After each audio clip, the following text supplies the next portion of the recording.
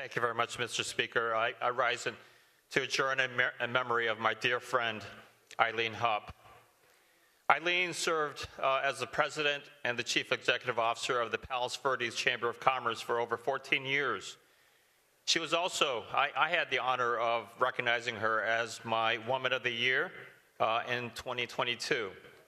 But Eileen was so much more than titles and recognitions. Eileen was such a kind, warm-hearted person, always so full of positive energy.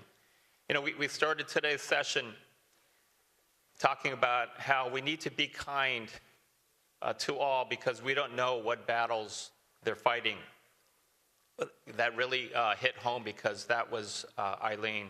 You know, I didn't realize until I heard the news that she had resigned from the Chamber of Commerce, and she only after that did she tell me that you know, she received her diagnosis of cancer a year prior, and that she had been receiving chemotherapy and battling a cancer, but she never missed a day of service because she loved her job, and more importantly, she loved her community. The Palos Verdes Chamber is so much more than just a local business organization.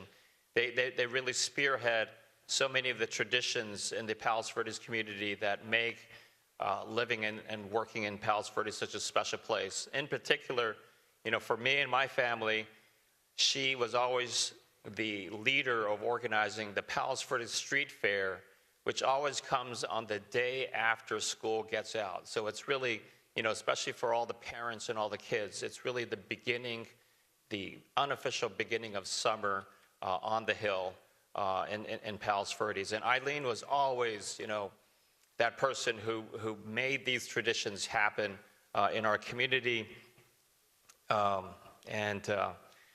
I'm going to miss her dearly. She's survived by her children, Robert, Sarah, and Emily, her sister Dorothy, and her dear partner, Joey Martinez. I ask that the Assembly adjourn in her memory.